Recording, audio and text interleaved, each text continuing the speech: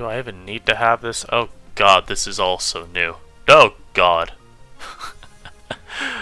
Okay, let's see. I have no clue how to tell if I've gone live or not. That is crazy. Streamlabs, you are something else. Guess I can check through here. Your channel.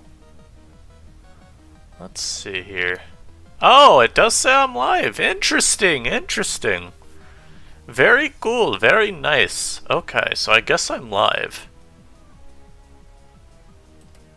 So I could just do all this through Streamlabs in the future? Oh, yep. That does work. Okay. Well, I guess I now know that I can do all of this through Streamlabs. Not bad. I love, you know what, too? This is what I call a nice little gym. When I'm all this talk right now. So if you, the viewer who watches the stream once it's actually just uploaded, if you weren't here, you get to catch all of this pointless rambling. Because, God knows, I ain't editing it out. And now we get to do the, yonk. I really don't care if I just showed people badge noms. It does not matter. It's not that big a deal. Calm down. So I want to talk about these afterwards. So that'll be good. Let's have that open. Tog key, your avatar needs to be changed, dear God. And we, yeah, where is it? Okay, please, there we go. Yes, yes, I love lakes. Yup, yup. Well, let me make sure the music's on loop. It is wunderbar. Imitation, yes. Good comment, Cantus Tropus. So I guess the question is, why am I streaming at 9:42 a.m. to nobody? Well, the answer's simple.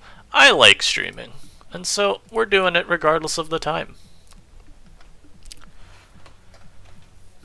Oh, wait. Oh, that shows up on Discord that I'm streaming. That is weird. Oh, you know what I could do? I could just absolutely shamelessly plug myself in the NU Discord. Oh, that's gorgeous.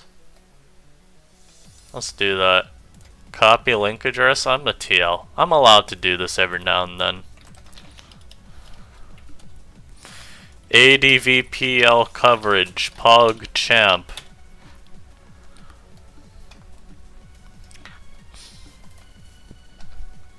Anyhow. Naturally, as per usual, I will not actually start talking about anything relevant until we get the, what's it called? Until we actually get people in here. I do see there is at least one person here, so hope you're having a great time. We're gonna have, though, when I say ADVPL coverage, I'm not talking about any of these others. I don't care about ADV Uber's AU versus Magician. What I do care about is Bughouse versus Aura, Monai and Ima, and then Sad, Lysias, and Stockings. So we're going to go over these games today. This is per request of Layson, because he's like, oh yes, go over ADV, it'll be good content, and I said sure. So, we'll do that. As an FYI, it's a little bit of info I'll drop now. I am using Streamlabs. And I have no clue if all of this is going to work properly. I set it up, I tested stuff, it looked right. I think the screen dimensions are all good. But there's every chance that Streamlabs will still decide, you know what? No. Do it again. And if that's the case, then, you know, we work on it more. But this will be the test run. I also am able to set it up so I hear, like, super chats this way, I guess. So I think that's pretty cool. And memberships. So that's, again, that's just pretty cool. And once we do the ADV coverage, we're going to jump over, talk about the VR update. I guess I can work that as some sort of pseudo discussion forum.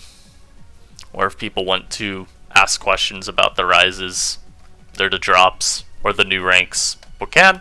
Because, for example, rises, Scyther, I saw plenty of people asking why this one went all the way to Bay+. While I do have just the nice little sentence written up now, all the way down here, that only goes so far into the reasons, so people might want a little bit more. But I now see that we've got 2 people here, so I figure this is good enough. Time to talk about this now. Let's get into this. So, Sad Lysius, an RSE player, RC player, I believe, is Stockings. Now, I know nothing about Sad Lysius. I have never heard of this user before. Also, there's ADV doubles. Ew. Oh, wait. What did I just click on? Oh, I clicked on... I thought this hyperlinked to their name for a moment. I'm so dumb. But, I don't know anything about them, so I can't speak to their ADV tendencies. I do know with Stockings, they've got a lot of tendencies to bring, like, just hard matchup fish. I've seen in previous NU tournaments a ton of baton pass from them. I feel like it'd be several weeks in a row they'd just go hard baton pass full chain. And, yeah, not the biggest fan of that, but it's a very valid playstyle, so... It's always something whenever I think about prepping for Stockings that I keep in the back of my mind. Whether I'm supporting or actually playing, that's always the first thing I would mention. Just like, oh, you could get full chained. Good luck, have fun. I've also seen them just bring some generally what I'll call standard teams. Whether or not the teams are good, always been up for debate. And yeah, Hitmonchan lead versus Torkoal. So seeing a Torkoal lead, my first thought is just, yeah, this is some normal... just boring bog standard balance. It could be some boom spammy offense. And then Chan lead tells me absolutely nothing other than, again, I think, you know, some kind of balance. We see bulk up Chan turn 1 into a toxic miss, which is kind of dire. I don't think Chan 2-hit KOs unless it's got a, you know, super effective coverage. Okay, so Earthquake had to be the super effective coverage because that Rock Slide bounced off Torkoal. Just hard. That's not damage. So we see that. Torkoal goes for Protect. And it actually does have Earthquake too, so my guess is it's going to be Edgequake with, I guess, Sky Uppercut. Seems about the most reasonable that we could get here. As they go into Chimecho here, which is a pretty decent switch, although that took 5 million. Huh? Erase everything I just said about this Hitmonchan. It is no stab move. Okay, that's insane. I've never seen someone do that before. And now the Cacturn comes in because I guess Cacturn, the dark type, checks Hitmonchan, the fighting type. That's really cool. Okay, I don't know if taking 48 and getting flinched constitutes a check, but wow. Obviously, Whiscash come out naturally too. Disregard everything I said about Stockings' team being, what's it called? Being boom spam? Nope. This is, I don't know if you can call this hard stall, but it's shaping up to look like a stallier build. And I was warned by Layson coming into this first replay that this one apparently is a terrible game. So, seeing that kind of manifest here, Hitmonchan led turn 1, bulked up, and is just attacking. And this is the second Toxic Miss now for Stockings. Had they landed the first one with Torkoal, the Hitmonchan would not be an issue after the Whiscash Toxic. Okay, Sableye got crit. This isn't even full stall. It's almost full stall, but then there's Eradicate. Okay. So maybe this was offensive Chimecho. Like, I don't know. I don't think it'd be offensive. I think maybe just max HP and then a ton of speed with Protect Toxic. More likely. I don't really know what there is to talk about at this point. I think I just watched someone get absolutely obliterated by luck. And we see a light screen from this. Oh my, what the hell is this set? Excuse you? Sir, you have the wrong screen. You're supposed to be Reflect Combine. No! Stockings, no! Okay, that's something. Calm Mind, Light Screen, Protect Chimecho. This is giving me flashbacks. And this is gonna date me a little bit to a Shofu video from like 2011. I remember I was able to re-find this video at one point. This dude was facing some guy running nothing but insane sets. And I think there was a Victini with Taunt, Toxic, Thunderwave or something. That's kind of how I'm feeling right now seeing this Chimecho. I'm like, you have 3 moves that Maybe two of them could be on the same set. I could see CM Protect Chime because maybe you want to protect versus a Matang Explosion or something. I think that's fair. But Light Screen with Calm Mind sounds very odd.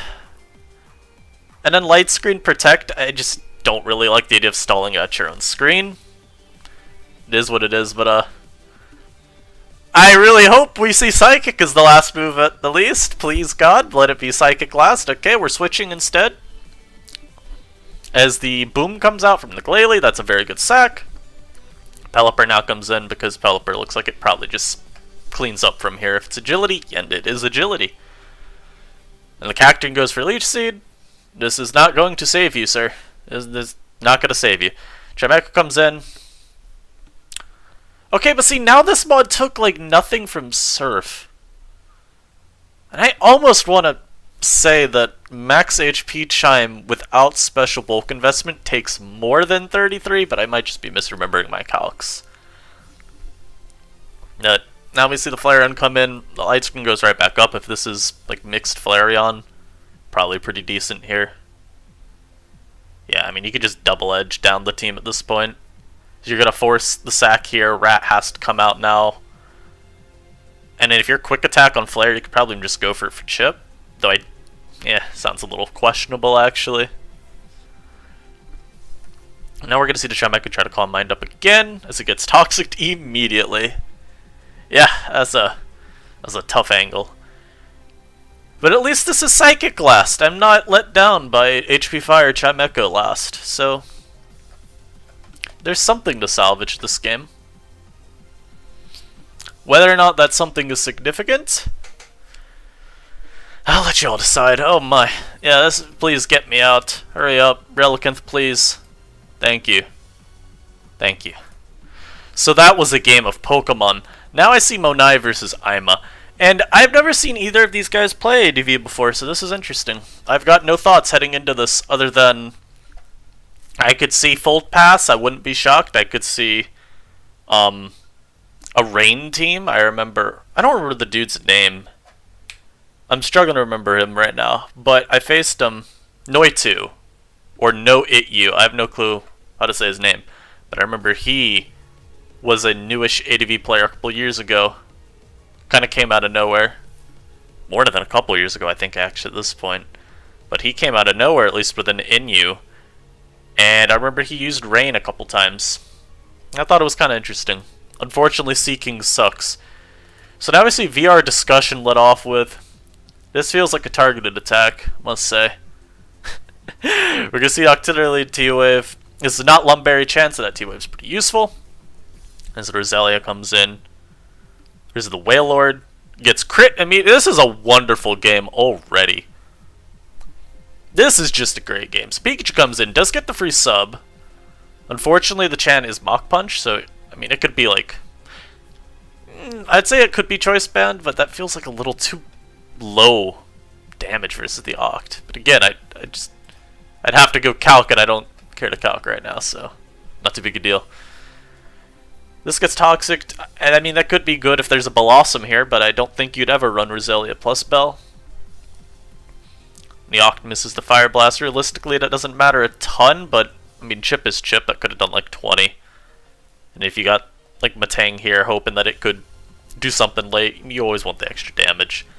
Dodge and Pump there is really good. Wailord also is very, very, very confirmed to be offensive at this point. And it's very, very confirmed to be getting T-Waved, so that's really nice. Do we see another full para here? We do not. But I think you take that trade. I think getting rid of Wailord in general is pretty nice if all it costs you is your Octillery lead. I personally value that trade a lot on the side of the Octillery. Now Flare comes in. This is where that Fire Blast hit would have actually been kind of nice.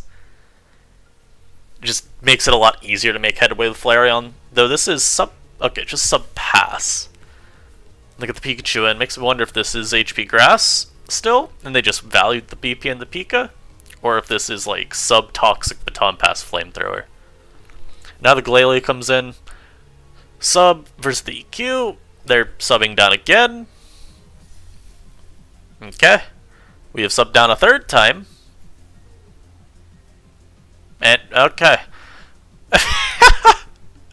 You know, I was about to say, I don't know why sub is happening 3 times in a row, because I think Glalie probably should just always spam Earthquake there to make sure Pika doesn't get to have the sub. I think that's the safest route.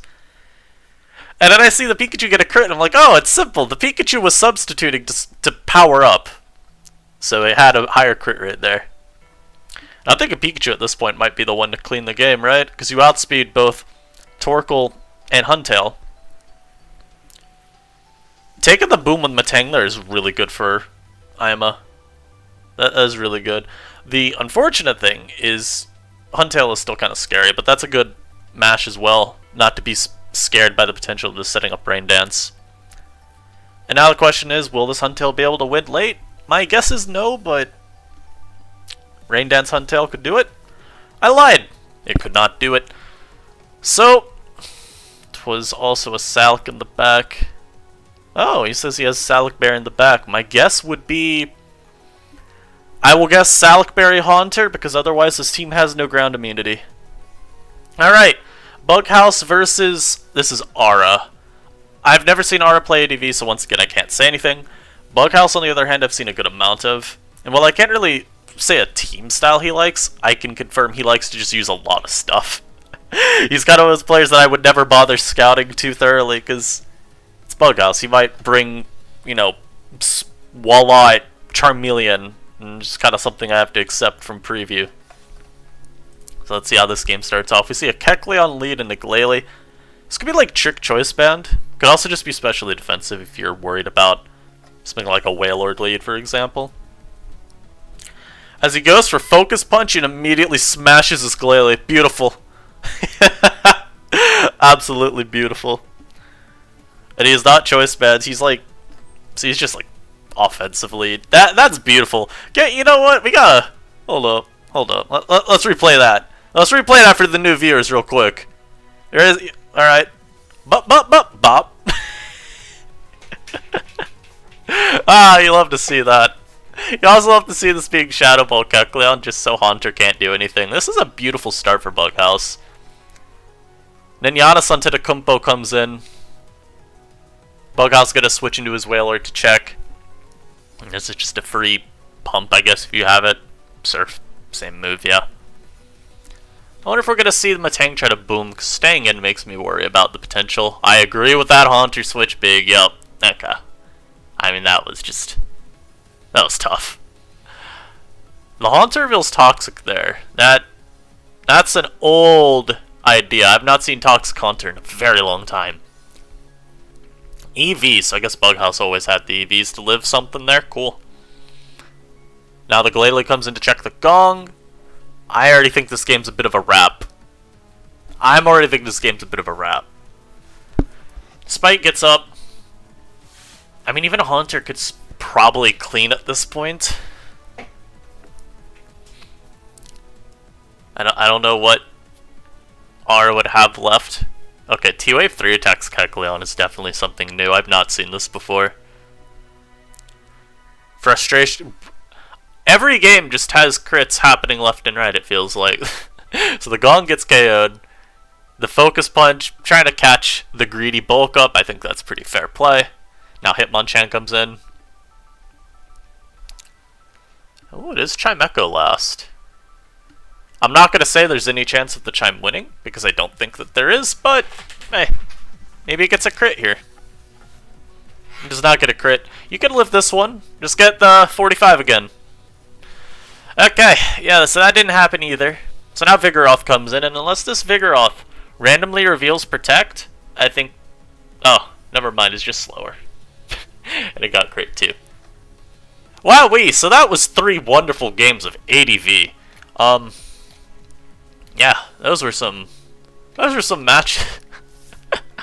What were those games? I feel like I was trapped in a fever dream there. Nothing made too much sense. Anyhow, here's the usage stats. Looks like not a lot got used week 1. But I guess when you only have 3 battles, there's not a lot of room for too much diversity. We see Glalie, of course, leading usage. Damon is the best in the tier. There's not really a whole lot of debate to be had there. So much versatility. Really fast as well, relative to the tier. good spiker, good defensive utility with the right EV spreads, just a great mon. And then right behind it, Hitmonchan and Haunter I think makes sense too. You got the spinner and the spin blocker. Alright, so we are now going to move on to what was supposed to happen next in this stream. Just some good old VR chat. Good old VR chat. I wish I could figure out how to change the title of this stream right now, but I'm not too sure that I can. How do I do it? Let's learn. Layout editor? Nope. Studio? Nope. Themes? App Store? No. Highlighter? Yeah, that's not it either. What's down there? Get Ultra? No, I don't think I will. Dashboard? How about that? Oh. That wasn't helpful, now was it? Oh, where's the way to fix this? Also, do these little, like, test things at the top right never go away? That's incredible. That is incredible. What if I pull up this? Yeah, this doesn't seem like it's gonna help either. Okay, anyhow, we keep the stream title as is. So that's about all I can do, it appears. Now we're gonna talk about the VR. So, I'm gonna run through the changes that happened. And maybe talk about it a bit more in depth. I also want to give a quick overview of the VR. I think that's actually pretty useful. Let's see. So, naturally, stuff at the top didn't really change at all. Eel is still viewed as one of the best mounts in the format. Because, realistically, not a lot stops Coil. Starting to see more adapting to it, but I don't think it's really enough to justify dropping Eel. We're starting to see more like Terra Fairy Pokemon crop up, just as a way to deny Eel from shuffling you the entire game with Dragon Tail after it coils. But it still remains one of the best bulky setup supers in the format. Assault Vest sets, still just generically good glue that can pivot. Pissimian doesn't drop, though I saw a good few people actually vote for a Pissimian drop, which is certainly something. I don't think I agree with that at all, but it is what it is. It's just still... You know, no, I get it, because we're starting to see, and I mentioned this a little bit, like some of the rises, so people experimenting more with other fast pivots. You see like Scyther getting a lot more use, Zoroark, I feel like its usage has gone up too. You could even count Jolteon as like another fast pivot. People may just finally be deciding that Pissimian is not necessary, or anywhere near as necessary, on teams, because there are a lot of other options. And while these Pokemon don't do the same thing, the generic mold of fast pivot is just one that lends itself to a lot of different teams. And so other options popping up does kind of hurt Pissimian. I still feel like its effectiveness overall is just unmatched. Late game sweeping with Terra Fighting CC, you've got knockoff throughout the whole game. A lot of these other Pokemon, you know, if they're using U-turn, they have to deal with chip damage potentially. It's just nothing matches with Pissimian. And of course Conda, I don't care how much tries to rise up and deal with Conda, nothing ever will. Vaporeon still an S-, mostly just because it's like that generically good glue that really on any balanced team you could throw a Vaporeon on, and it's going to be hard to say, well, this Vaporeon should not be on the team. You know, it's a mon that arguing against the inclusion of, not really the easiest to do. Also, I just figured out how to do it. I just figured out how to change the title of the stream, so we'll be doing that now. So we'll be doing NU Viability Rankings Update. Smile. There we go. Beautiful. Only took me a little bit of time to figure out where that was. Yeah, then you can see A+ rank's a lot bigger now. We got Bruxish here, we got Drifblim Rising, Quillfish, Rotom, Scyther, and Zoroark all. I don't think the reason for any of them rising is like too debatable. Maybe some people though disagree with like this little guy here. So with Bruxish, I mentioned it when I did the survey video, but Bruxish as a wall breaker does not have defensive counterplay much beyond hope you pivot properly around it, or have one of two Pokemon with Terra Dark, Vaporeon or Toxicroak. It's really a matter of can you use offensive pressure to deny it its safe wall breaking chance? And that's kind of tough because Eel, Passimian, Rotom, Scyther, like there's so many good pivots in NU, all of which do generally synergize pretty well with Bruxish for one reason or another. And so positioning it well isn't impossible. And it also makes having aggressive double switching as a form of counterplay not be as effective as it may otherwise be. And so you've got just a really strong wall breaker where counterplay can be a little bit dicey at times, especially on the defensive end. I still think as an offensive, or in terms of offensive counterplay, you've got enough to where it's like okay to keep around. Because, you know, Scarf Passimian should always be able to revenge kill it with a little bit of chip. Scarf Rotom, same deal. Something like Scyther, you just outspeed. Same with Zoroark. Jolteon as well. But the issue with some of these mons, of course, is lately we've seen a lot more Scarf Bruxish appear. In part because Scarf Bruxish is just really nice. It's still pretty strong. Shoutouts Wave Crash. And even just shoutouts like Terra, amping up the power of your Psychic Fangs, makes that move a ton more spammable. But Scarf is really nice too, because a lot of the mons that would otherwise revenge kill you now just don't. And it's really easy to lure them into thinking they do. I feel like one of the most common things to see turn 1 with this interaction is a Scarf Bruxish leading versus Scarf Passimian. And a lot of the time people just don't respect Scarf Brux as a threat at all, because you can obscure the set well enough with teammates that are also just like fast or could run Scarf.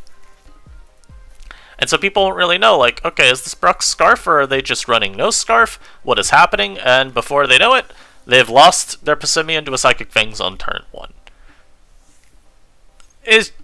I think the versatility in that way, because Brux has always had versatility with the Sword Stance set existing alongside CB. I think Scarf now being added in the mix is just kind of insult to injury. It's very similar to how SD interacts with counterplay, because of course you've got now boosted Aqua Jet, very similar to having just the natural boost in your speed with a Choice Scarf.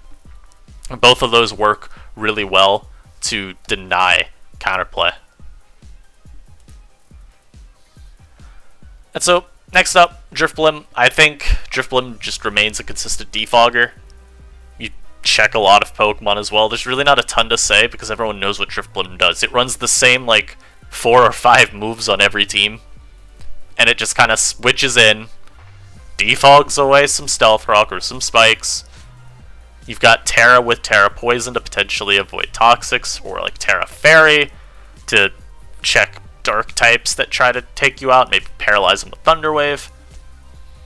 It's just a very linear Pokemon that doesn't have a lot going against it, except for maybe, I'll talk about it more when we get to them, but like Scyther existing more and actually running Defog a lot does kind of hurt Drifblim. Lurantis as well, I think, is starting to take over as the more like balance build Defogger. And the meta getting a little more offensive in general might hurt Blim. I put it in my reasoning post here. I think maybe you could say that Drifblim is a bit worse now compared to a few weeks ago, and it was getting a lot more hype, at least internally. But I don't think it's slowed down enough to justify not raising it, so we raised it. And we got Quillfish going up too. This isn't really a surprise, I don't think. Especially if you look at Vespiquen, who dropped in the rankings. Quillfish is a lot more consistent, mostly because you don't lose if Passimian clicks knockoff against you. The difference really just comes down to the reliance on Terra. Quill does not need to Terra. Vespiquen does. Quill is a much better Punisher of Passimian because of that. And you've also got like Poison Point playing into that. You've got Rocky Helmet playing into that. Could you argue Haunter a little higher? I think you could. I agree with your end point about usage. It makes it a little harder to discern how good a mon is at times when it's really low usage. I mean, this is maybe a weird example, but in Black and White NU on PO, actually, you know, in some ways you could call that the successor to PS. Gothorita actually got banned from Black and White NU with a usage stat of maybe 2%. But people still kind of collectively agreed, yeah, Shadow Tag Trapping's absurd. And I think you could argue Haunter's a little bit better than his rank 2.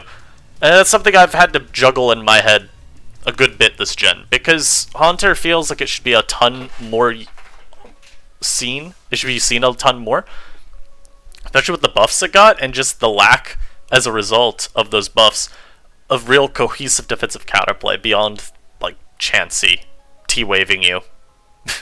And we've seen sub NP be, like, kind of the de facto setup Haunter set anyway. I think maybe Haunter just really needs to see more experimentation, start seeing the limits to how good all of its sets are. Because I think people might look at the choice item sets and go, okay, this is kind of boring.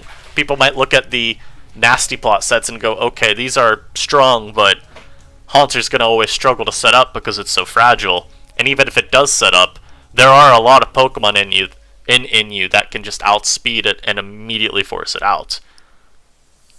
So it's just going to be one of those bonds where I think you'd see over time it acclimates to the meta more. People just naturally start looking at it and see, huh, let's use it. And yeah, I mean, if you're ZS, you like a Violate Haunter.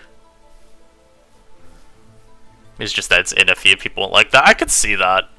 I think people naturally are going to be attracted to the fully evolved Pokemon, because those are just always viewed as better. You know, unless you're something like Chansey, where you've, throughout the years, just shown that you're absurd even when you're an NFE. It's kind of hard. I mean, even Ursaring, though, Ursaring kind of, I feel, rose right at the same time as Haunter started getting at least a little more exposure. Because people finally looked at Ursaring a little bit more closely, I think, and said, oh yeah, Terra Fairy bulk up really good. It maybe felt a little bit more like just a ladder tool at first with Ursaring. But now people are giving it more of a shot. And I could mention this real quick too, because Ursaring rose from like B+. And not Ursaring again. The Dunsparce dropped from A+, so now both it and Ursaring are in the same tier. And I think the issue that the Dunsparce faces is that imagine throwing a Dunsparce just on a team near the end of your building. Not really something I'd ever imagine doing. God, Dusclops. I have terrible memories of Dusclops in Gen 5 UU. That mon, it's not like it was very good, but it was your prototypical annoying fat NFE with an Eviolite. And it just kind of sat around and did very little, except cause frustration. Just a very annoying Pokemon to face. But yeah, I think the issue is that a lot of these monsters don't really fit on teams very easily. And so something like the Dunsparce requires a lot more of a concerted effort to building around. Whereas I think Ursaring, at the very least, while it's similar in function to the Dunsparce, it's got more of that immediate bulk thanks to a Violite. And it's a lot easier as a result to throw on a team, because you could say, oh, well, and this Pokemon gives me, some extra insurance versus, I don't know, whatever threat you want to say Ursaring's checking. That's kind of where I draw the line between Ursaring and Dunsparce at the moment. Now, I still don't think I would have dropped Dunsparce in this update, but it's not like a drop that I'm overly concerned about. It's kind of just one of those, whatever. Tier's also faster now, so Ursaring rising up to only A, Dunsparce dropping down to A, it feels kind of reasonable in my view. Let's see what else we got. We got Rotom as well, rising up to A+. This kind of comes back to the fast pivot point where you could have like Scarf Rotom as a pretty good alternative to Passimian. You've got as well Rotom just being a great answer to Sandaconda. If Sandaconda's not running Stone Edge, then it literally can't do anything about Rotom. You just see turns for it to like boost with Nasty Plot, throw off attacks. Just gets to do whatever it wants, which is not really that good. You don't want to seed free turns to a Pokemon like that, but a lot of Pokemon have that issue. I'd say another big boon though to Rotom is Electros. You actually match decently well against it. It's not a bad matchup. You don't love Coil Eel, but you're faster than it, And so if it's not rest or substitute, and keep in mind it'd have to go for sub immediately as you switch in, not too bad. Any RU Pokemon likely to drop down, so I'm not as in tune with this as I'd like to be, but we could check here real quick. I guess this would be the place we want to go. Nobody's fool. I love Marty. He does not mess with us. But if we're looking at the usage from RU, I remember Kamala was supposed to be pretty close. Yeah, so Kamala is actually the lowest Pokemon that was RU last month that we didn't get. And Kamala's kind of been on that precipice of dropping to NU. I think every month it's been below 5%. It just hasn't managed to get that last little tick to fall down. But I think Kamala's the most likely, and conveniently too, it would be an impactful Pokemon because it learns Rapid Spin. That's really good. And I mean, it gets a lot of other things too. It's like, it's got Wish, it's got Bulk Up, so there's a lot of options with Kamala. It's a status absorber as well, thanks to Comatose, which is huge. I mean, maybe we could see something like Kaparaja fall back to NU. From what I understand, Titan Abomasnow probably will just stay. Because Aurora Veil, very good. But we could maybe see Whiscash fall back as well. Some of these aren't very impactful. Yeah, Eel is annoying. I really hate facing Eel. I'm happy if we can keep it in the format, because, for starters, it just feels weird to consider Electros as a potentially broken Pokemon on the level of something like Florges. I don't know, just something about mentioning Eel alongside that mon is... this feels wrong. But yeah, I think Kamala probably is the mon we'd get from RU, if anything. Maybe we get Frostless, I guess, it's low usage too. Kaparaja could fall back. Odds are, I don't really see us getting much of anything other than Kamala, but there are some options. I'd love to get Copper back, because I think having a splashable Steel type is always ideal for any metagame. Yeah, so one of the council people, they were saying that they thought Kamala could be kind of OP in NU because of the set they were using in RU. There was that Terra Ghost idea with Bulk Up, Shadow Claw, Wish, and I think Rapid Spin last. So you do the same stuff that the Dunsparce does, of course, where you can just randomly become a different type. That's always annoying to deal with. But you also just provide so much extra support to a team that you just kind of, you know, you're carrying everything. Choice Band Kamala sounds insanely fun. Because I forgot, yeah, I think you could use Sleep Talk literally whenever due to Comatose, which is pretty hype. Let's see what else moved on the VR. Like I mentioned with Rotom, I think Scyther is probably the one that's worth the most discussion. Scyther, of course, this is a huge jump. It went from like A- on our ranking to A+. And so the reasoning for that is that Scyther really fits well into this offensive meta that we're seeing. And I don't mean hard offense, but I mean more offensive than at the start of NU, where you saw a lot more Wish Pass on like every team. You saw even more stall. Scyther's nice because it just lets you keep momentum up perpetually. Yeah, Comatose is really scary. I think it's insane how much utility it actually packs into one ability, despite seeming kind of tame at first glance. But yeah, Scyther's got a lot of niceness to it, because look at all the wall breakers you support. You compare it with like Zoroark, you compare it with Bruxish. You could run like those Volturn cores with Rotom or Passimian or what's another mon? Eel. It just really is easy to fit on teams. And of course, heavy duty boots, great item on this mon. Ooh, wait, not checking the recharge sounds fun. I feel like people would... oh wait, isn't it a mon that also could do like that Sleep Talk Last Resort stuff then? Because you don't even have to be asleep. Or you don't have to, what's it called? Usually it was like Fake Out Last Resort, so Kamala can do Sleep Talk Last Resort. So you get it in one turn instead of two, which I find pretty fun. Yeah, Kamala would be insane for us. I want Kamala. I don't even know where it would end up on the VR, and I don't care. I just want another mon that I could feasibly imagine putting an injury hazard removal move on it and be happy with it. Yeah, it probably was Eevee. But yeah, Scyther's got boots that carry it if you don't want to run it for, I don't know, any other item. I mean, the main thing, too, though, that we've seen lately is Scyther's actually not even running boots all the time now. Scarf Scyther's a very legitimate option. Of course, the main reason being you're faster than so much stuff compared to Pissimian. And specific, a lot of other Scarfers.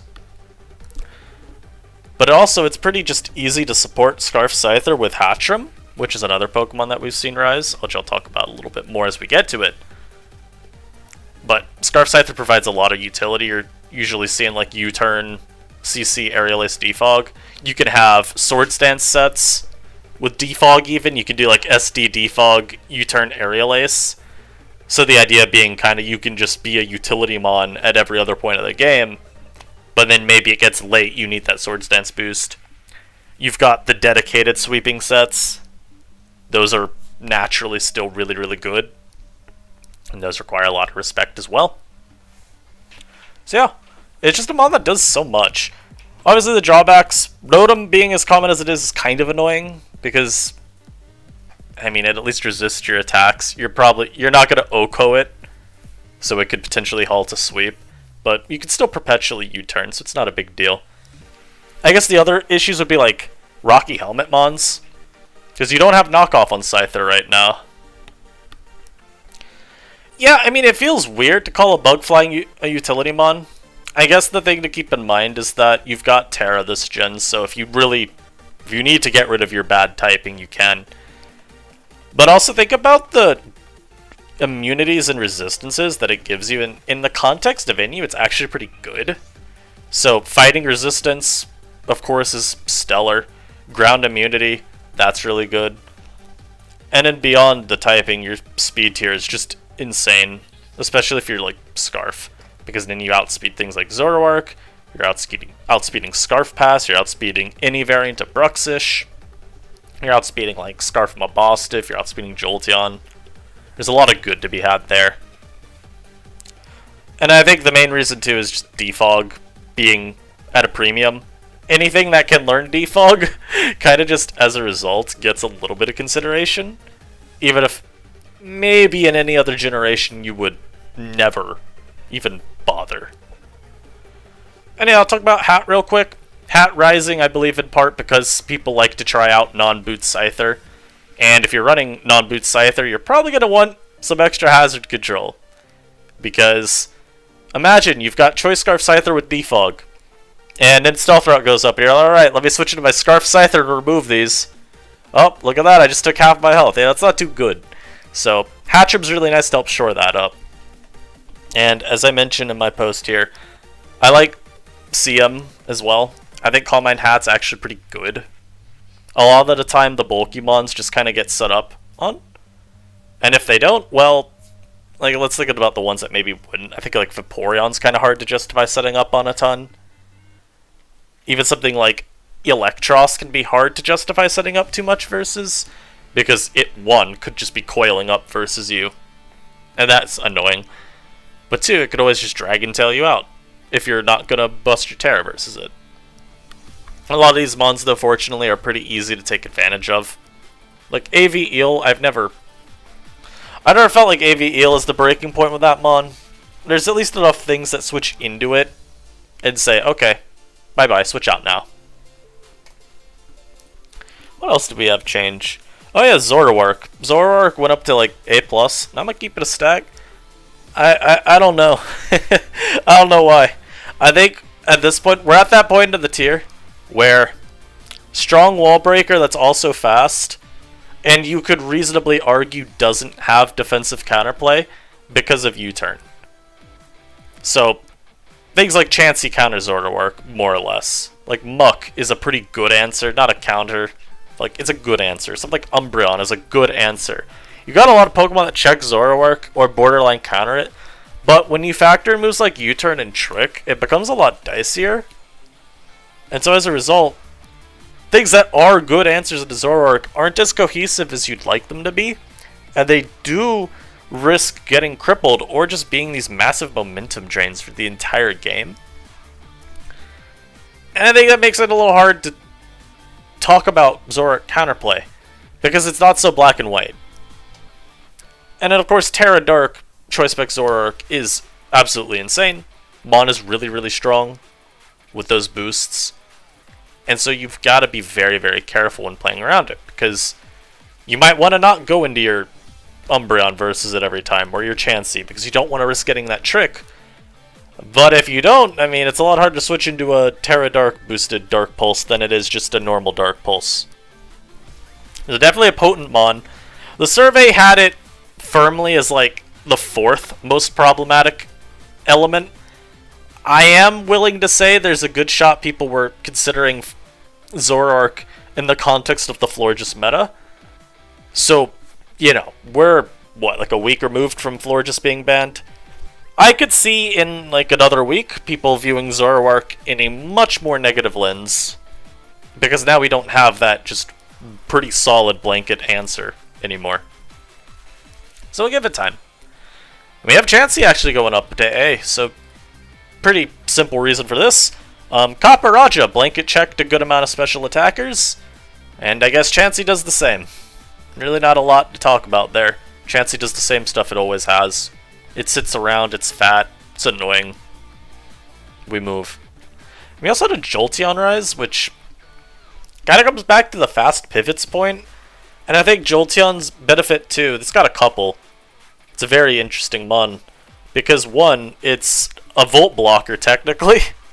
So I mean, you could actually switch your Jolteon into Pokemon like a Rotom, or even maybe into an Eel really aggressively, and it's actually a pretty okay play. And of course, with Sandaconda being the only good ground type, Jolteon's pretty nice too, because Conda isn't a great answer. I feel like we can all agree that in multiple lives, I've been way too careful, or not careful, I've been way too comfortable letting my Sandaconda get OHKO'd turn 1 by a Terra, Ice, or Water Jolteon. And I mean, look, I think using your Terra turn 1 is insane. I think there's a lot of room to be punished when you do that. But I mean, the fact remains, Jolteon is really nice because it could just obliterate Sandaconda. And even without Terra, you still have Shadow Ball. Like, you're still beating them on down pretty consistently. Does Chansey still get Toxic? Nope. You've got Thunder Wave and Healing Wish usually are going to be on Chansey, alongside the standard 3 of Stealth Rock, Seismic, and Soft Boiled.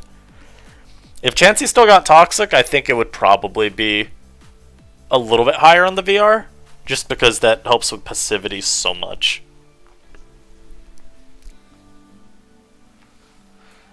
Yeah, I can't help that Sandaconda keeps getting caught out like that. Not my fault. When we get to the A- rank, we actually got a lot of new Pokemon in this sub-rank. So Lurantis is another huge riser. I think it went from B- all the way to A-.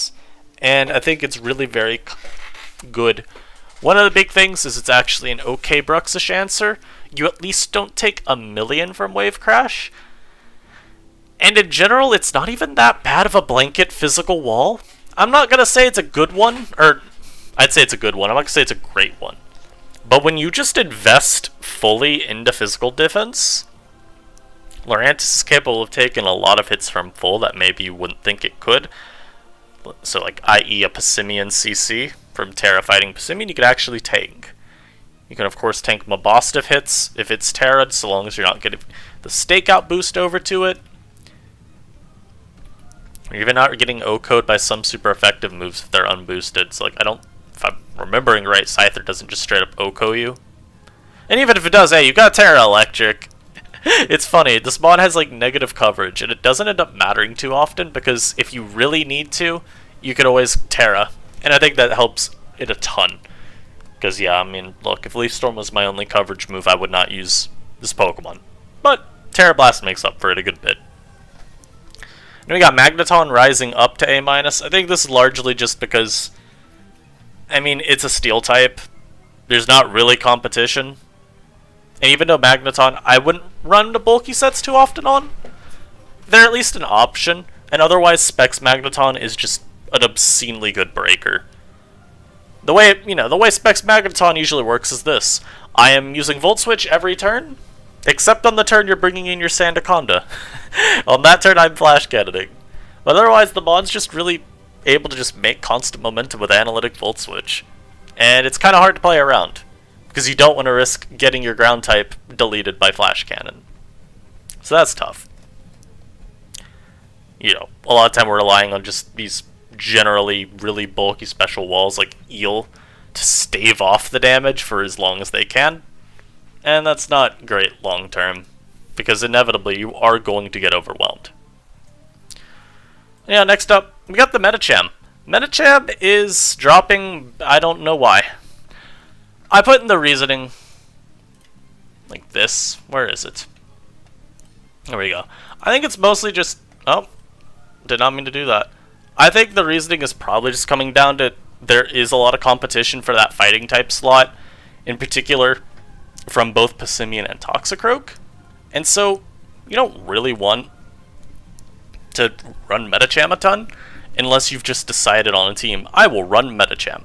Because it doesn't offer you a lot uniquely that the other two can't provide. A lot of it's just, Medicham is very, very, very powerful Smile. And that's the justification. You run it because it's a really strong wall breaker that does have power hard to rival. I just think it ends up being hard to justify over the other mons that, you know, Toxicroak provides a lot of defensive utility. Its priority is a little bit stronger. Passimian can of course pivot, can use knockoff. It's a great Scarfer, just like Medicham. Just a hard mon to... It's sort of like Dunsparce in that regard, where you're kind of forced into building around it. It's not a mon where you just come along your building and you go, oh wait, Medicham would go so well here. I feel like Toxicroak is a mon like that. Passimian is a mon like that. Medi not so much. And we have Oricorio. It actually dropped a little bit to A-. It's like default Oricorio is absolute just ungood. I'm not a fan of default Oricorio at this point. I think calling it ungood is maybe not fair, but I think it's noticeably fallen off lately. Especially because it's sort of like Vespiquen, where you get knocked by the Passimian, have fun taking half your health every time you come in on Stealth Rock.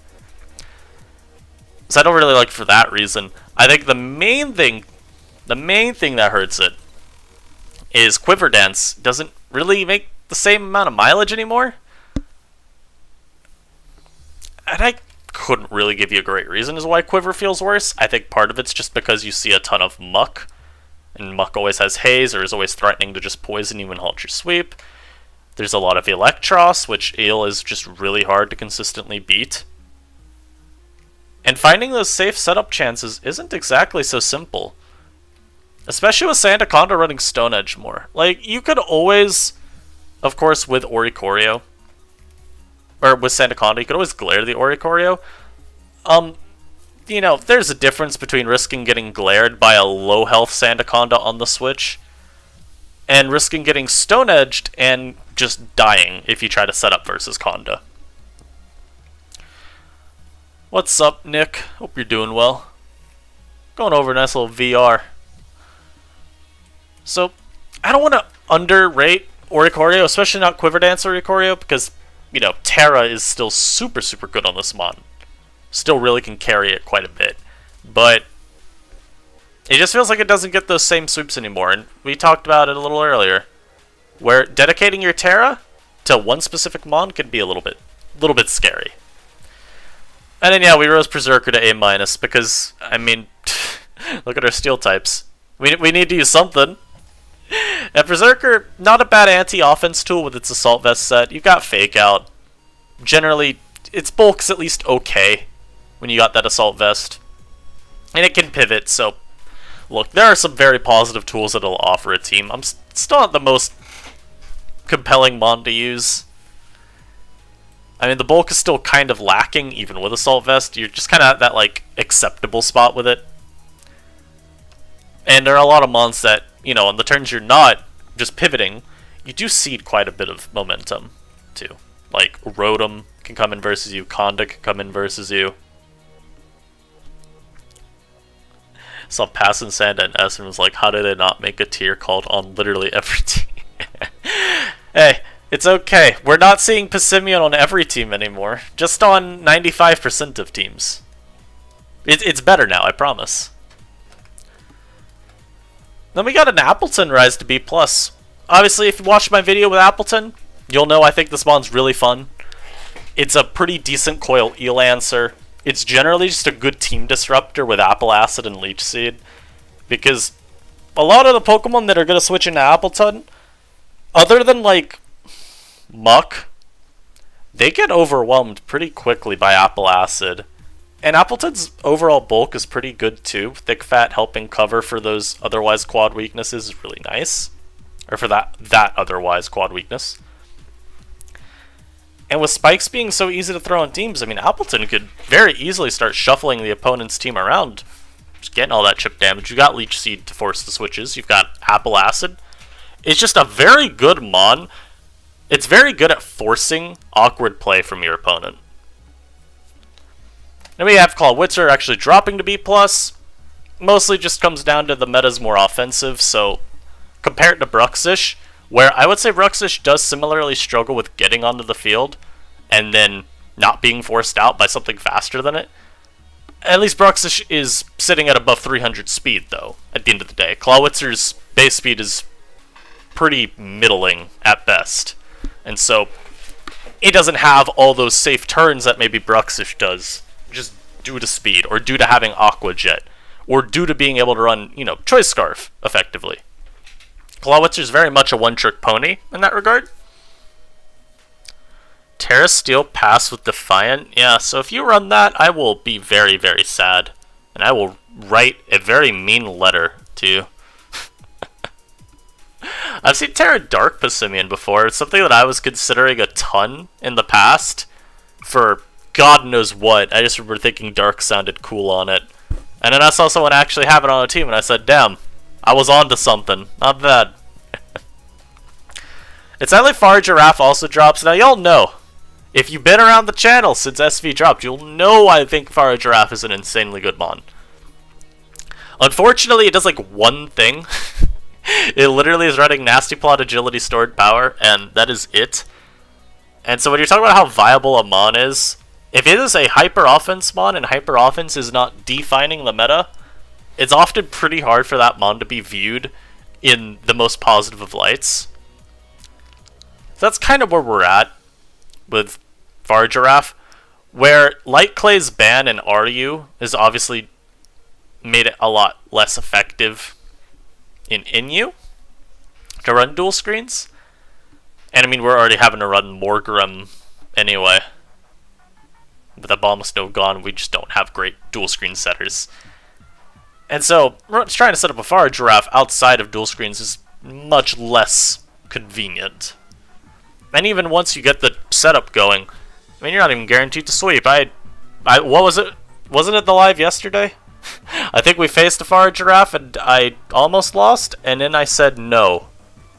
Yes, it was the Haunter video. Okay, I remembered. Good mon still. I really think it's a solid mon that needs a little bit more use, but end of the day, very one-dimensional.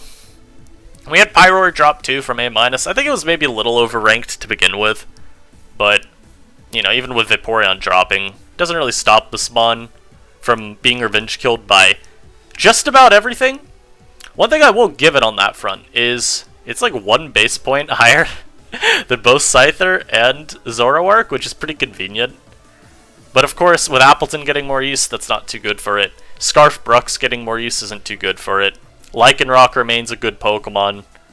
Chansey's a bit more common, and I mean, you can taunt it, but it's gonna keep throwing seismic tosses your way. Umbreon and Muck are at least okay blanket answers, and Vapo, even if it's less common, it's not like it's uncommon. So, all is kind of playing to Pyroar being a little worse now. And then Rotom Frost dropped. I always thought Rotom Frost, similarly, was a little overranked. I think, though, now, too, with Sandaconda justifiably running Stone Edge a little more often, instead of Glare, it's not so safe for Frost anymore to just hard in and be that extra, dangerous Punisher to Rotom. Or not to Rotom, to Sandaconda. And so consistency with the Mon's always been a bit shaky because Blizzard is your stab move, and that move has like 30 accuracy. But now you gotta roll the roulette of, oh, is this Sandaconda running the move that will do like 70% of my health? If so, guess I can't switch in.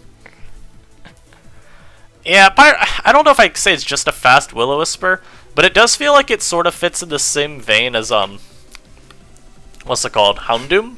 Where it's kinda stall breakery. I guess you don't even have to run Taunt, though.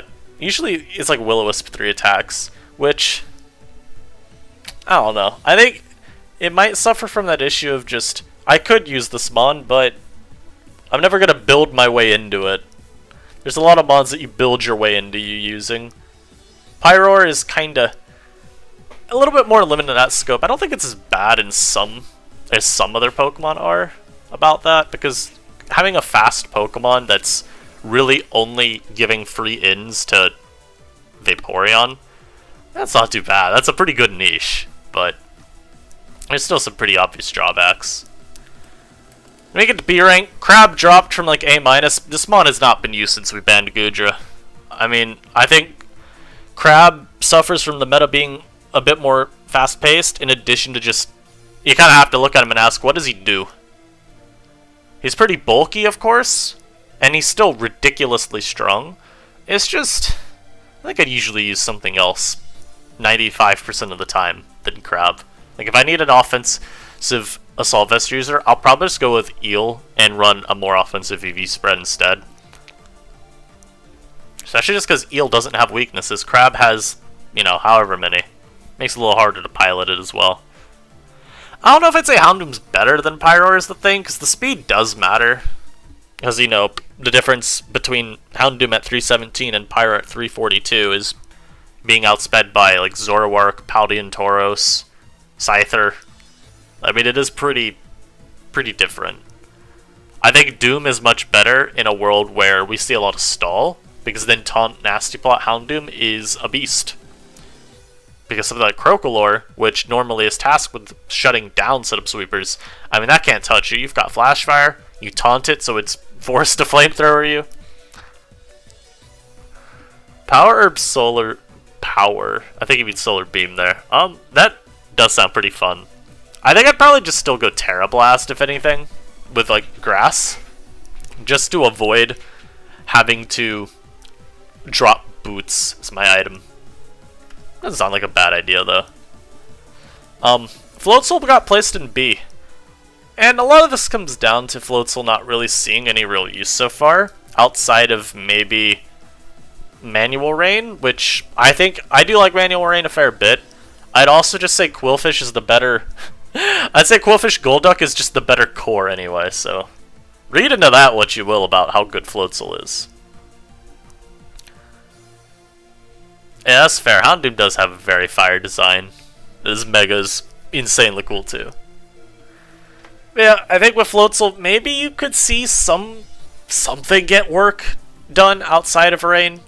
Like with Water Veil and Terra Electric, you can completely hard wall Drifblim. You can just like bulk up perpetually versus it, because it will run out of strength sap before you run out of bulk up. Make no mistake. But I mean, otherwise, I'm just running Quillfish under Rain, probably. And outside of Rain, I'm just running literally any other Pokemon, because I don't think the Mon is very strong without Rain support, so a little hard to justify Floatzel. And so, this is technically part of the VR update. Hey guys, Sawsbuck's finally here. I don't know what happened to it, but it was always ranked in B, I believe, and we just didn't have it in the thread at first. So that's been fixed. It's here now. I don't know why Sawsbuck's in B. It's kind of bad, but it's there. We got Vespiquen in B as well now. Quillfish, like I mentioned earlier, it's just better. I think the use case for Vespiquen is kind of tough, because Vespiquen... Okay, so it's got U-turn, of course. It's got reliable recovery, and it's immune to ground. Counterpoint. A Passimian... I am a fighting check that gets knocked by Passimian. And yes, Terra is useful for Vespi, because you can always go Ghost, and then you're no longer weak to rocks. But having to dedicate my Terror to a Mon just so it can function once my item is removed isn't really something I want to have to do ever. So, I'm not really a huge fan of that. And then Quillfish is just more consistent, I would say, in its role. It allows fewer Pokemon in because your stab attack isn't like piss weak, which is really helpful. Oh, don't worry, man. I hope your lab work is going well. I hope you keep doing that. Yeah, Vespiquen just hasn't really been too compelling for me to use since really Quillfish just surged in popularity. And we also have Zangoose dropping to B. My honest opinion is just Zangoose was never good. I remember at the very start of NU back in February, and people were hyping up Zangoose a ton, and all I had tried was Belly Drum at the time. And I said, yo, this one I think is hot trash. And people suggested different sets, which admittedly I never used. However, I will take credit for saying at the time, or thinking at the time, that doesn't sound like it's worth using either. So, the issues of Zangoose, of course, just are that there are a lot of Mons that outspeed and revenge kill you that you can't really reliably pick off with boosted quick attack. And it's not like the wall breaker sets are all that compelling either, because to really have that oomph, you need to boost with Swords Dance in addition to Toxic Boost. At least in my experience, it's the only way that Mon is threatening anything. And Zangoose's bulk is not good. So safely getting your Toxic Orb, not really possible. You usually need to protect if you want to activate the orb. Look, man, I can't help that Zangoose is just not that guy. Hopefully, it drops to PU, and then we can all use Zangoose to our heart's content in a metagame where it's actually able to do something. That's my hope. Then we get B-minus Basculin dropped. My reasoning is as follows. Just use Bruxish. Next, we go to Braviary. And I don't know how Braviary is B-minus. I voted it to be kind of low as well. It's just, it feels weird seeing Braviary in B- because it's got kind of decent bulk. So I would think that some weird bulky defog could work. I think part of it is that if you run bulkier sets, you don't really do anything. And you're not really beating Sandaconda either. Because you take 110% recoil from Brave Bird, and Conda's just going to glare you, or it's going to Stone Edge you down. Make you waste all your Roost power points. That's not really ideal. It's an exceedingly okay Mon, I guess. But defensively, you're kind of just hoping that your investment carries you. So normal flying isn't really giving you a ton of useful resistances, I mean, if we look at the top Pokemon in the tier, what does normal flying help me with? Not Eel, not Passimian. I'm not going to talk about Conda because not really a relevant Mon. Not Bruxish. Not Rotom. Not Scyther, really. I guess you resist U-turn. Maybe a physically defensive spread could check Scyther. Not helping you versus Croak, really. Not versus Zoroark. Definitely not versus a Jolteon. That's kind of where I just end up standing with Braviary. It's like, I don't know what I want this Mon to really do. Feels like anything I try to do with a Braviary, I'm just going to be better off if I completely forego Braviary and run like Scyther and get the speed advantage. Or run maybe Oricorio even still, and just have a bit better of a defensive typing. And then we've got Charizard, new Pokemon we ranked. We have it in B-. And for the unaware, Charizard has lost every good utility move it had. You lost Roost, you lost Toxic, and you lost Defog. So, whereas this one would have been probably still in RU if it had Defog, it's in NU now, because all it really does is function as a kind of niche belly drum sweeper, where you kind of just hope for the best.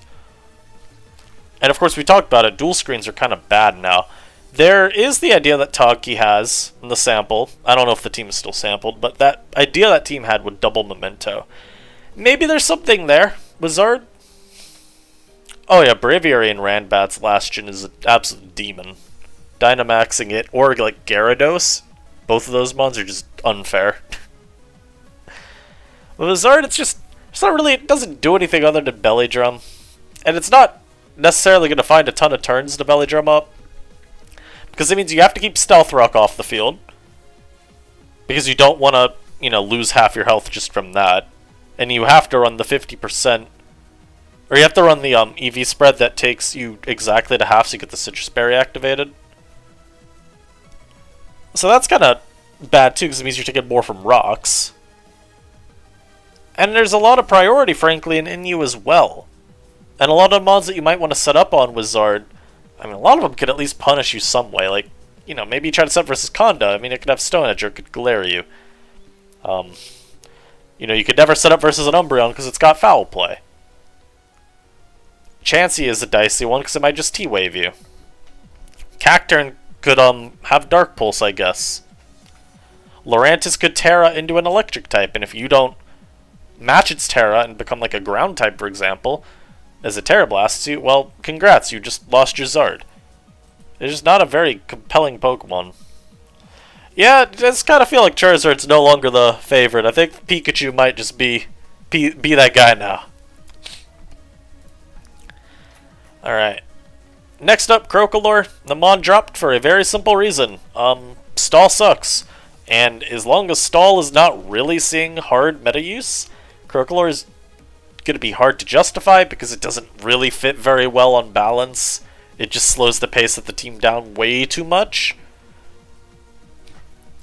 And it offers really nothing to your team beyond Unaware Wall. And that's always been a pretty hard sell outside of Stall. We did see it a bit with Quagsire last gen in NU, where people were running it as just a general splashable mon, but I think that had more to do with the plethora of setup sweepers that Quag could at least help check. It was a lot more justifiable, and you still had some other utility moves that kinda kept Quag as an active presence, mostly like Encore and Toxic, were just much more beneficial to you to be using middle of a battle, is just, hey, I'm sitting around doing nothing, may as well use this move type beat. And then Darkspun, we dropped it further because it's just not good. It's a fairy type in a tier with no competition, and it somehow manages to be not even mid. It's just really, really passive, and all it does is Wish Tect. And that's just not really gonna cut it. Something like Vaporeon, at the very least, is kind of, it's got a little bit of oomph behind its power. So that's good. And something like Umbreon, of course, again, Foul Play helps dissuade opposing setup mons. You've got T-Wave, you've got Yawn, you've got some of the weird lure set stuff that Togki's used. I mean, yeah, frankly, Darkspun is better in Ubers, I think, than it is in NU. At least in Ubers, you check Koraidon, man. You do something good. I don't know what Bro's supposed to be doing in NU. It is a tough life. And Honchkrow is also B-. Is another mon that I look at, and I'm just like, why is this down here?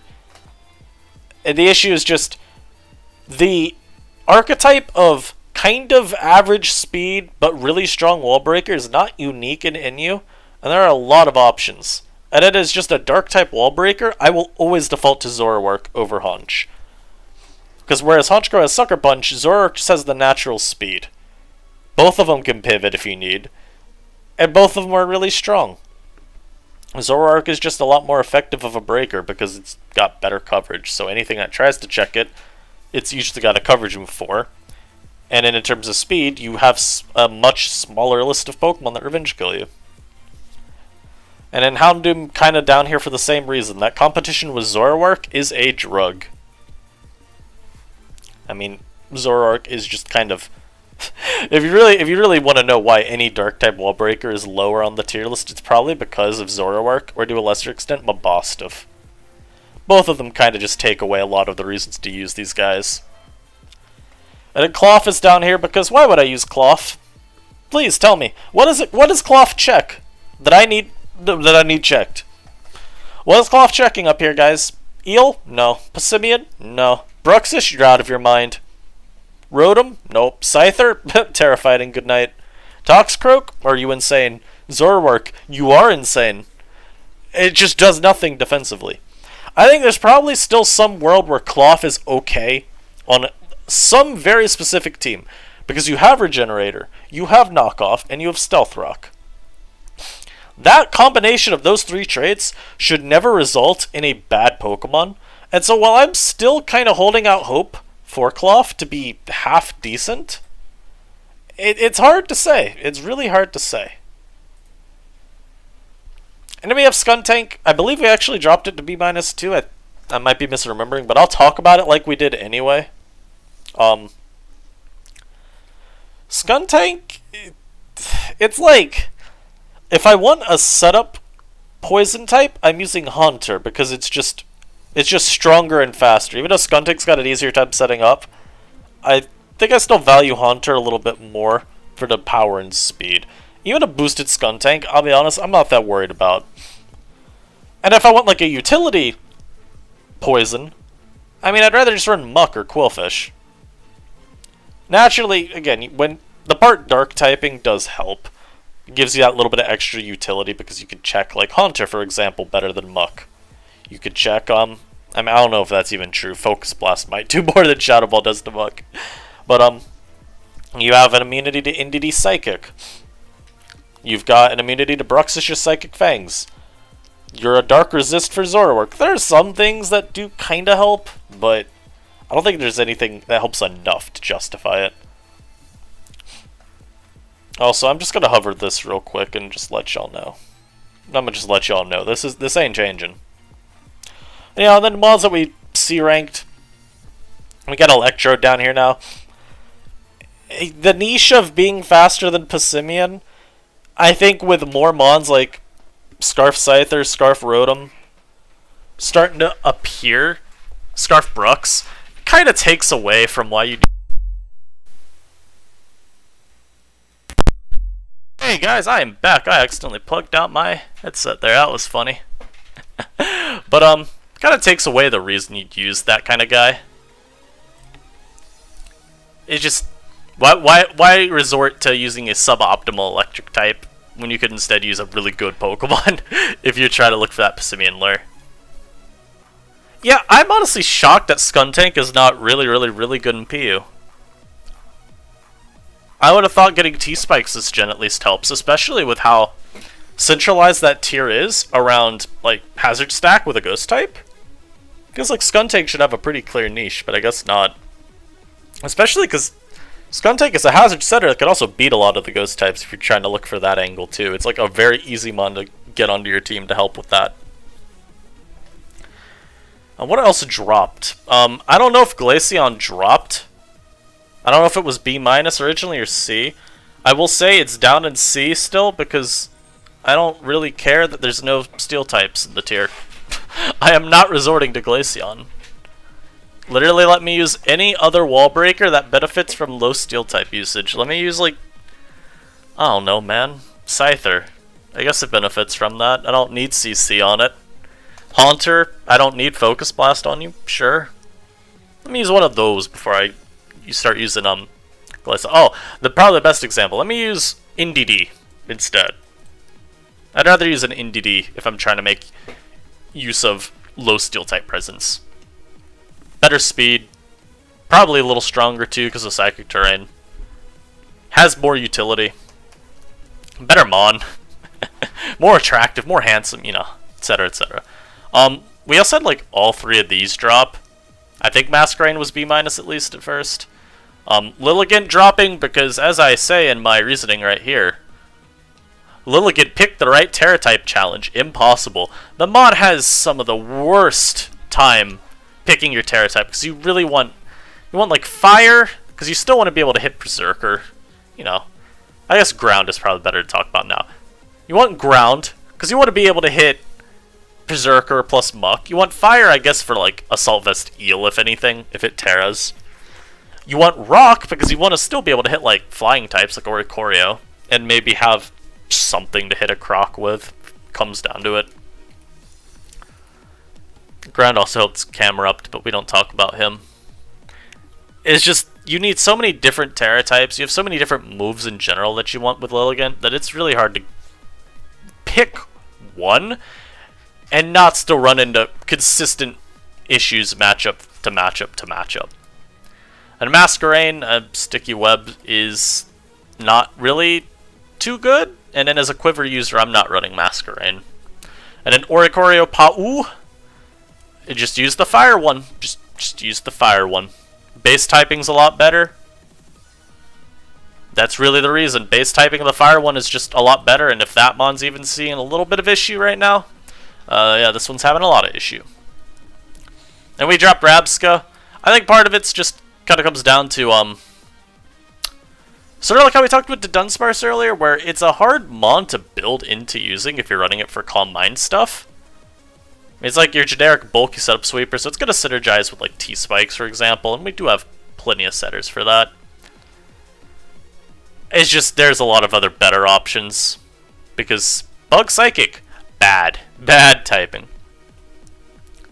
Yeah, I mean, Masquerain is cool. At least they gave it Quiver and Sticky Web. There's, like, arguable use cases in lower tiers for it now, which I think's good, because originally when it was released, I couldn't tell you what they thought that Pokemon was going to try to do. I'm not convinced that there was anything they thought it was going to try to do. I don't even really remember what this mon's move pool looked like before it got Quiver Dance and Sticky Web. But I can't imagine that it looked very exciting. Then we had Squawkabilly drop down to C. Look, if Honchkrow and Braviary are being put in B-, Squawkabilly is not going to be higher than C. I'm sorry to the Squawkabilly stans. But he is unfortunately not that consistent. Well, the main thing to keep in mind is that a lot of the time, it's not like these mons are hard switching into Sandaconda. Because, like, I'm not gonna switch my Scyther into a Conda ever. Because I might just get glared anyway, and a glared Scyther is also pretty pretty neutered. A glared Oricorio, also pretty bad if that happens. So, a lot of the time it comes down to these mons come in on a different Pokemon, defog the hazard or try to set up, and then you play the Sandaconda switch from there if it comes in after the fact. And we got some unranks here. Yeah, as you can see, I put LOL for a lot of them because they're just like awful. I gave an actual reason for Toadscool. Toadscool feels like it should be good because it's a ground type with every utility move ever created. It even has Spore. But, I mean, you're a little cup mon. So we were talking about Haunter's bulk issues earlier, even with a Violite. Yeah, this mod still has them, but all its other stats are even worse. But I mean, Carkol being unranked, I don't care that this mod is Rapid Spin. I'm not using Carkol. I'll just use a Defogger. Flareon's just outclassed, you know? As a Fire-type Wall Breaker, I would much rather use Pyroar for its speed. As a Wish Passer, literally give me any Pokemon with more than base 65 HP. God, I'm begging you. Le Bon does not pass wishes that are worth receiving. And then Go-Goat, just never seen any use. It's like the other bulky setup supers we mentioned if you made them worse. Scovillain, it just never has really seen use. Manual Sun in NU has not been a mainstay. And, I mean, unless it ever picks up, which I don't know if it ever will, I don't think Scovillain will ever really see too much meaningful use. Maybe we get, in the DLC, access to some more Chlorophyll mods, and that makes it so Manual Sun is a lot better. But until that happens, I think Scovillain's just going to be really hard to justify down here. Spinops, finally unranked. I'm not even going to talk about that mon. Vigoroth, unranked as well. It was ranked at the very start because it's like feasibly an okay bulky setup sweeper, but it's just not seen real use. And in Wugtrio, Lamau. It's like, Wugtrio ain't the worst thing you could ever use, but it's not good enough to be ranked. Just use Bruxish, man. Hell, just use Basculin, man. Please use Basculin before you resort to the Wug. I'm begging you.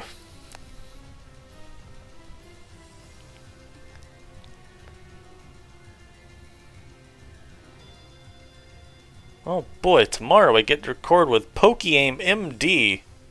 Amazing.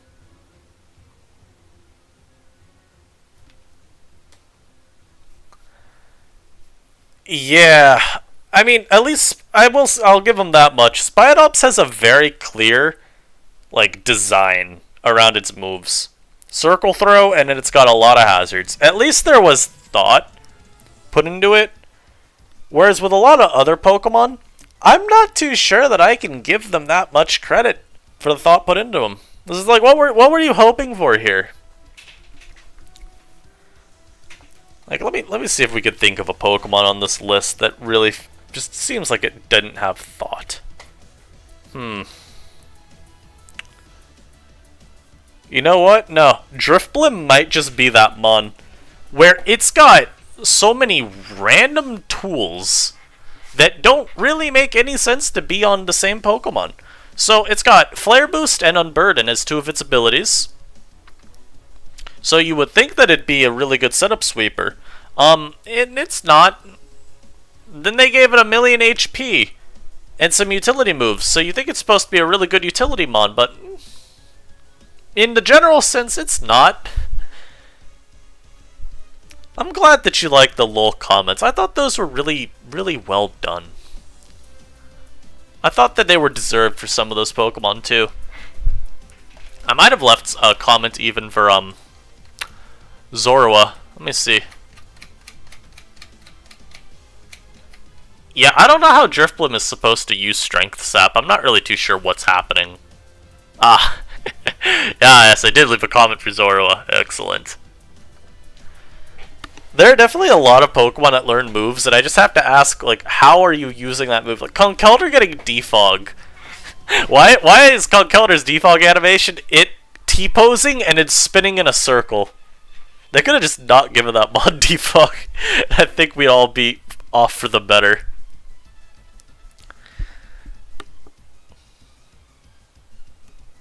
I mean, hey, Flare Boost makes sense for the reason you just described. It's a hot air balloon. Having Flare Boost makes a lot of sense. The flare literally boosts it into the sky. I just don't know why then it is supposed to be, I guess, a defensive Pokemon, given, you know, Will-O-Wisp, Thunder Wave, Strength Sap, Defog. I'm not sure which route they were going for exactly. Yeah, Doduo learning Fly might be the most egregious choice. I'm not too sure what happened there. Also, what is this post? Ah! Yes, no. I will not look at your post trying to call that mon good. Yeah, Nidoking gets a ton of moves. I'm also willing to give that a little bit of a pass, though, because it's Generation 1. And I guess the same thing applies to Doduo learning Fly. My counterpoint is that Doduo is not a bird that has wings. Why is it flying? It is literally designed on a bird that cannot fly. They said, yeah, man.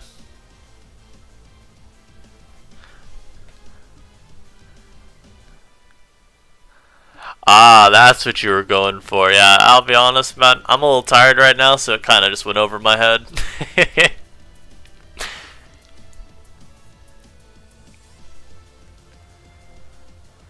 Yeah, so Zorua Hisui is a very, very interesting guy because we've had a couple people say that they thought it was at least okay enough because Ghost Normal does a lot defensively with immunities. The problem that I have always had with it is look at the thing's stats! Stop trying to defend that as a viable Pokemon. That is not good. The mon has no bulk, it's not fast, it's not even strong. And yet people seem to think that it's a little bit better because of the utility moves it gets. Because you can run like Will-O-Wisp, Hex, Protect, Knockoff or something. And I mean, that's something, I guess. At that point, though, I would recommend playing PU and finding something down there that does something similar. Dracloak does something similar. You don't have Knockoff, but you have Will-O-Wisp, Hex. You can U-turn. Go use Dracloak and PU. Don't use Zorua Hisui and NU. Learn such a strict link to the lore of the Mon. Monsters should get moves and don't get those, like bugs and U-turn. Yeah, I mean, I get that. It's just a little strange sometimes trying to imagine Pokemon doing the things. And I think, yeah, picking apart too much the design of a Pokemon, you know, this is a game made for kids. There's not really a whole lot to gain from that, but I still think it's kind of a fun exercise. Frizai claimed that H Zoroark's numbers don't add up. Well, Frizai should go speak to Chaos about force dropping it into PU. I will back him every step of the way.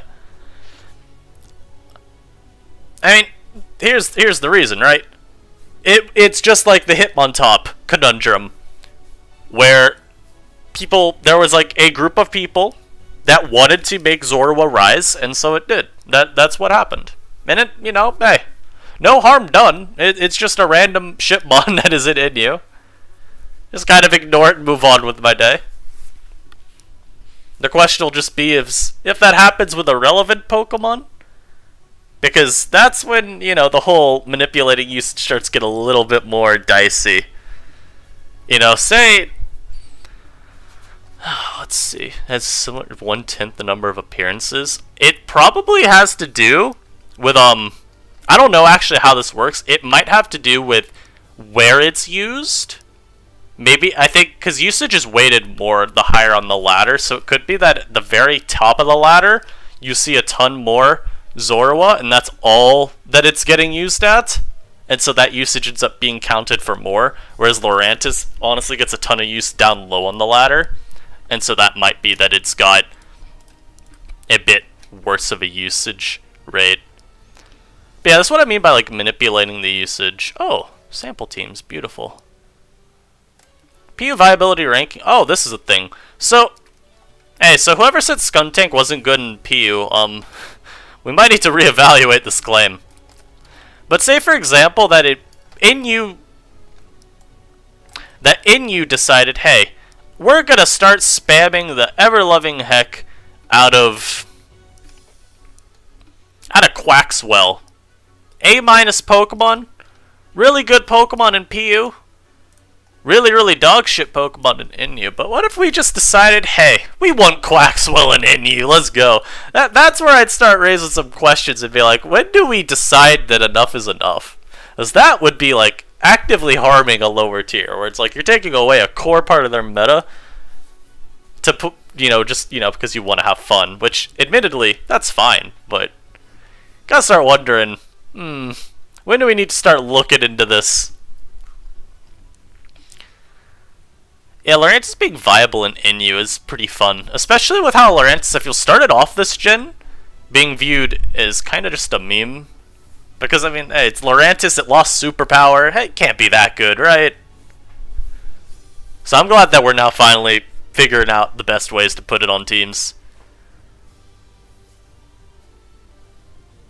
Yeah, Cantus, I would assume that it has to be a massive...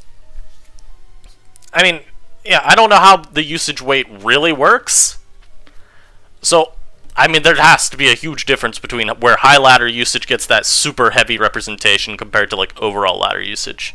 It's like I was saying, Lurantis, I believe, actually does get a lot of its use from, like, the low ladder. Because I can definitely speak to my experience on ladder. When I'm laddering up new accounts, I see just a metric, ton of Lurantis and my starting bit, and maybe I feel like it goes away as you get higher up. That'll probably change now because Lurantis is just generally viewed as a better Pokemon. We'll see. But I think it might have to do something like that. And Marka, I think PU is pretty cool. I do mean to try it some more lately. Because I mean, look, we just looked at their VR. Let's look at their VR again. Let's look at this little PU Viability Rankings thread. We'll even look at their sample teams. Get some PU exposure. Like, look at these mons that are at the top. Miss Dreavis is an S-rank Pokemon. Like, that's hype. That is hype. You got Gogoat as well as apparently an A+ worthy Pokemon in PU. That's hype, man. Gabite is their best Stealth Rocker is really funny. Gabite is a A-rank Pokemon, though. You see the Duck. You see the reject Quiver Dance users. Some of the... wait, where is Oricorio? Oh, yeah, right. They banned both Oricorios. Dracloak is apparently B-. That's kind of cool.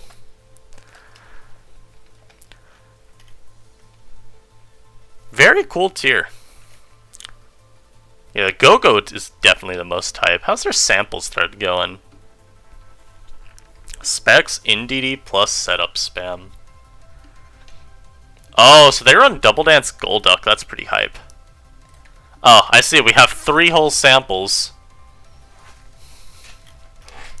Okay, well, we got Scarf Flapple plus Pyroar. Okay. What's this team look like? Yeah, Billy is an A rank too. It's got to be a good tier. Look at little Billy. Where is he? Here he is. Look at little Billy. Hey, I mean, this team looks kind of hype. Even running Ripen just because they don't want to miss with their outrages. Feel it. I feel it. I get you. We got Physically Defensive Berserker. Everything on this team is Terra Dragon. Good lord. Terra Rock Miss Dreavis with Power Gem. That's interesting. That is a very cool looking team. Yeah, Hisuian Sliggoo actually seems not too bad. I don't know if it'll be NU the entirety of the gen, but I could see once Home gets out, assuming that's when all the Hisuian Pokemon are freed, I could see Hisuian Sliggoo being a factor in NU at least early on. It's got the moves to be viable. Double Swords Dance Balance. Let's see what Chloe made. Got a nice little cactus stomping tantrum. He can get nice and angry.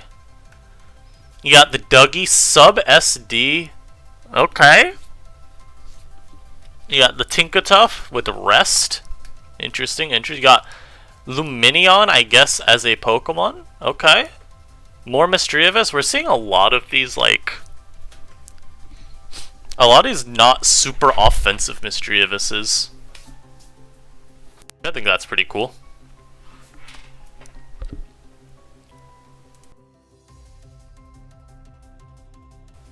Okay, I'm gonna have to pause the audio for a moment if I have to sneeze. I feel it coming on and I'm not trying to sneeze in the mic. This team looks cool. Yeah, that's kind of how it works. Usually any steel type that's like half decent ends up seeing use. That is a Terra Water Indeedee. What in the world? What are you doing? Even as Terra Blast. Wait a minute. What am I hitting? Let me check. Terra Water. What is this? Is it for like Doom, I guess? Maybe it's for Houndoom. I guess it hits Camerupt as well. Misdreavus does get Nasty Plot. Well, Neil, that's why I said if I have to sneeze, I will mute my mic. I do not want to do that to you. And yeah, Misdreavus gets Nasty Plot, so my guess is that they're running Calm Mind just because they're running these bulky sets. Little bit better synergy with Will-O-Wisp. These teams look fire. I might have to play more of this tier. Or at least attempt to.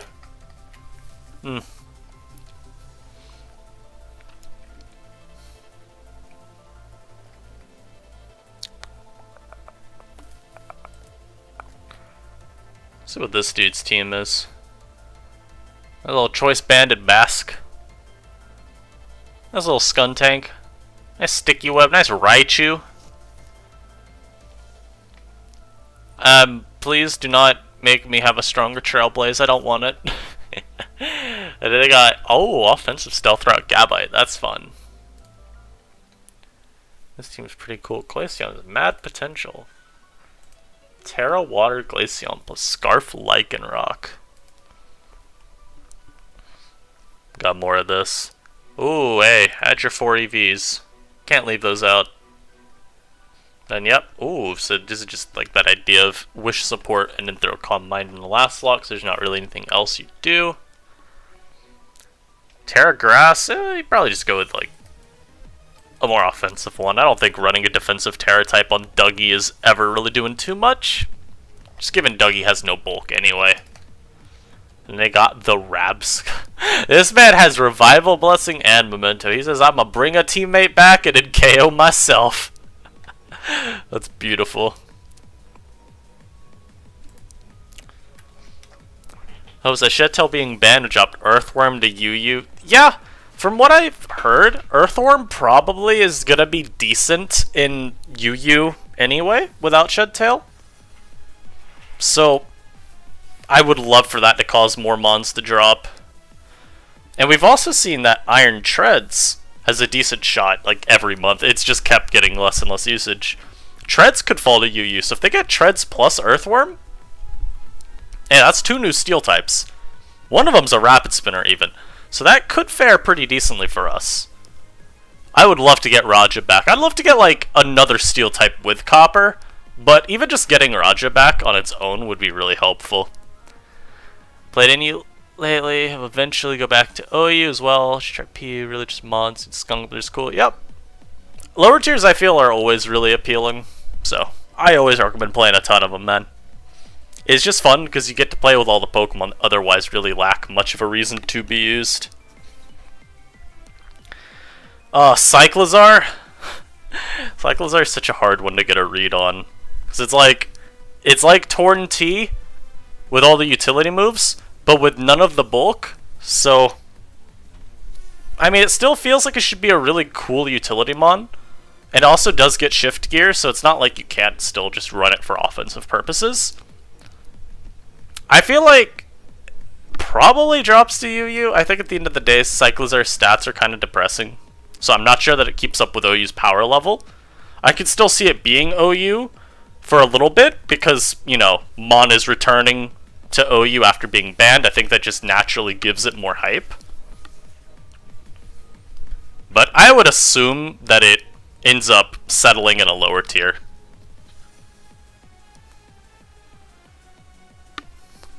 Gen 4 NU is pretty fun. It's also just got so many random threats.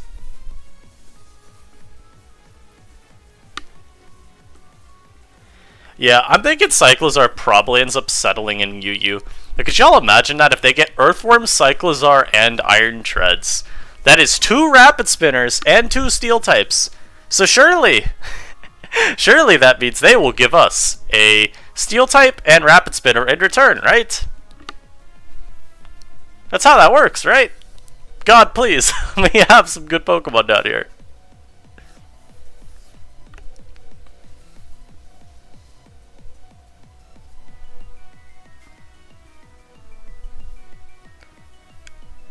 I really think we need some ripple effects to take place for NU to get some more Pokemon.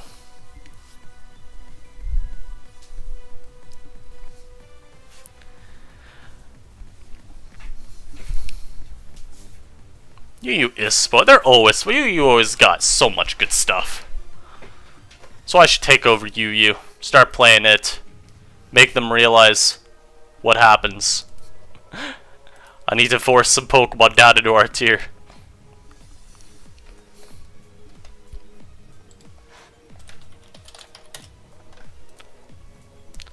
I think this is where I'm going to end the stream for today, guys. My throat is... my throat's getting a little sore and I don't want to screw myself over for the rest of the day. But this was a fun stream.